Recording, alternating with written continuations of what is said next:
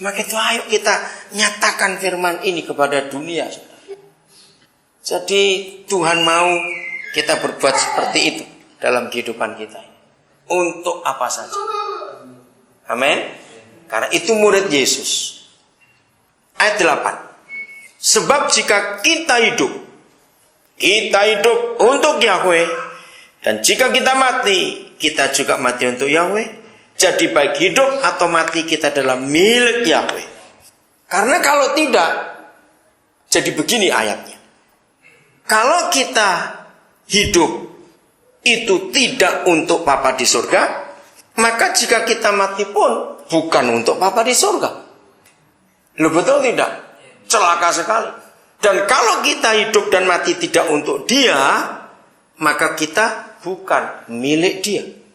Betul nggak kalau kita beri negatifnya ayat ini?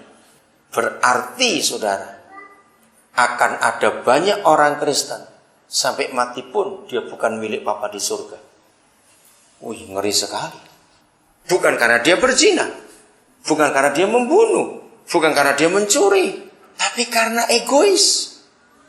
Saudara, ini hal serius dalam kehidupan kita untuk kita pikirkan baik-baik. Jadi kita hidup untuk siapa, mati untuk siapa, dan kita ini milik siapa. Kita harus pikirkan supaya kita tahu bagaimana kehidupan yang sesungguhnya yang Tuhan berikan kepada kita. Saudara yang kenal saya akan tahu, kalau saya sudah bisa ngajar seperti ini, maka orang yang belum tahu kebenaran ini, maka akan ada dua kesimpulan. Orang berkata kamu itu bodoh, kedua kamu itu miskin. Betul tidak? Karena kan namanya karena bisa-bisa. Tapi maaf, saya tanya kepada saudara, saudara saya itu miskin atau bodoh? Dua-duanya atau tidak? Cepat jawab. Ya sudah. Ternyata bisa. Amin. Amin belum tentu iya. Maaf kalau saya berkata ini. Amin belum tentu iya. Ayo kita melihat ini. Wah, saudara, menjadi murid Yesus itu sungguh-sungguh nggak main-main dalam kehidupan kita. Jadi konsep ini yang dunia harus tahu dalam kehidupan kita masing-masing. Harus dunia tahu. Jadi kalau saya katakan begini, jadi antara Papa dengan saya, itu kami dua ini berlomba-lomba untuk memberi, saudara. Ngerti maksudnya? Apa ini? Ayo cepat jawab, ini penting sekali. Kalau saudara dapat ini, wah, saudara gak akan pelit lagi dalam hidup ini. Jadi antara saya dengan Papa itu kami dua ini berlomba-lomba untuk memberi. Apa? Coba terangkan pakai kalimat lain. Apa artinya? Karena saya tidak merasa memegang apa-apa walaupun saya punya apa-apa. Kalau Papa bilang suruh salurkan, saya salurkan. Saya nggak pernah mikir. Nah, kenapa? Iya, selalu begitu. Dan begitu salurkan, wih, Papa beri lagi. Saya salurkan, dia beri lagi. Jadi kami dua ini berlomba-lomba terus. Amin kan, saudara? Itu terjadi betul dalam hidup ini. Dan itu luar biasa. Kenapa sih? Enggak apa-apa, sampaikan kenapa. Iya, pasti dong. Iya. Terus begitu, saudara, terus jangan pernah takut. Karena itu konsep yang kita harus miliki dalam hidup kita ini. Jadi untuk apa saja belajar. Ayat yang terakhir, Lukas pasal 16. Karena sampai hari ini masih banyak orang Kristen belum mengerti kebenaran ayat ini. Ayat 1 mulai, saya akan baca.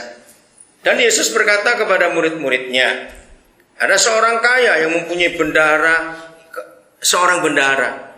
Kepadanya disampaikan tuduhan bahwa bendahara itu menghamburkan miliknya. Garis bawahi, menghamburkan miliknya. Lalu ia memanggil bendahara itu dan berkata kepadanya, apakah yang kudengar tentang engkau? Berilah pertanggungan jawab atas urusanmu, sebab engkau tidak boleh lagi bekerja sebagai bendahara. Kata bendahara itu di dalam hatinya, apakah yang harus aku perbuat? Tuanku memecat aku dari jabatanku sebagai bendahara. Mencangkul aku tidak dapat mengemis, aku malu. Aku tahu apa yang akan aku perbuat, supaya apabila aku dipecat dari jabatanku sebagai bendahara, ada orang yang akan menampung aku di rumah mereka. Lalu ia memanggil seorang demi seorang yang berhutang kepada tuannya. Pada tuannya. Katanya kepada yang pertama, berapakah hutangmu kepada tuanku? Jawab orang itu, 100 tempayan minyak. Lalu katanya kepada orang itu, inilah surat hutangmu. Duduklah dan buat surat hutang lain sekarang juga, 50 tempayan. Jadi korupsi 50%, saudara ya.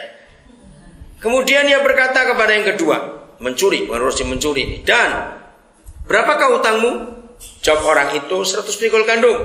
Katanya kepada orang itu, inilah surat hutangmu. Buatlah surat hutang lain 80 pikul. Jadi 20% dicuri. Nah, ayat 8 ini yang sampai hari ini masih banyak gereja itu bingung. Ya. Karena gini, lalu Tuhan itu memuji bendahara yang tidak jujur itu karena ia telah bertindak dengan cerdik. Sebab anak-anak dunia ini lebih cerdik terhadap sesamanya daripada anak-anak terang. Saudara, mari kita renungkan kebenaran. Kenapa banyak orang Kristen bingung dengan ayat ini? Bingungnya itu karena kita menganggap bahwa orang kaya itu adalah papa di surga. Lalu kita nggak terima. Masa papa di surga dibohongin, ditipu, terus dipuji lagi. Dan ini dimasukkan sebagai firman Tuhan. Saudara, dengarkan dulu. Tidak semua perumpamaan yang Yesus katakan itu bicara tentang surga dan papa di surga. Kalau saudara baca di Injil Matius paling banyak perumpamaan, maka saudara akan tahu. Setiap kali Tuhan memberikan perumpamaan tentang papa di surga, dia pasti berbicara, inilah perumpamaan tentang kerajaan surga. Betul? Jadi karena dari awalnya tidak ada penjelasan itu, maka ini bukan tentang surga. Lalu siapa orang kaya ini? Siapa bisa jawab? Dunia ini. Orang kaya ini adalah dunia ini. Siapa bendahara itu? Garis bawahi kalimat terakhir di ayat 8. Sebab anak-anak dunia ini lebih cerdik terhadap sesamanya daripada anak-anak terang. Sore ini gak enak sekali teguran ini. Berarti siapa anak-anak terang itu? Kita. Ternyata kita kalah cerdik dengan mereka yang di dunia ini dalam menggunakan keuangan. Kita kalah cerdik dengan mereka. Dalam hal apa kita kalah cerdik? Ya dalam menggunakan keuangan. Kenapa kita nggak bisa cerdik? Karena kita tidak mengikuti apa yang Papa kita ajarkan kepada kita. Saudara, menurut Hagai 2 ayat yang ke-10, dunia dan setan ini tidak pernah punya kekayaan apa-apa. Semua itu milik Papa kita. Betul tidak? Semua. Tapi dunia bisa begitu kaya dan setan-setan bisa begitu kaya. Saudara, sudah lebih dari 20 tahun perusahaan terkaya di dunia ini itu perusahaan pornografi. Gila gak? Selalu menempati urutan pertama. Jadi setan itu sekarang bisa lebih kaya daripada gereja. Karena kita goblok. Kita gak cerdik dalam menggunakan keuangan ini. Nah, saya cerita soal Benjamin Graham tadi. Dia adalah satu-satunya orang di dunia ini yang paling hebat bicara soal investment. Tidak ada orang sehebat dia. Investment. Nah, kalau bicara investasi, saudara, maka inilah yang kita harus gunakan dalam hidup kita. Artinya, investasi itu berani menabur, betul tidak? Berani menabur, berani menabur. Dalam dunia bisnis, semua orang pasti tahu. Investasi terbesar di dunia bisnis itu iklan, saudara. Jawab iya atau tidak? Iklan itu urutan pertama investasi satu perusahaan. Nah, saya mempelajari itu. Harusnya kita pun berani iklan untuk Injil.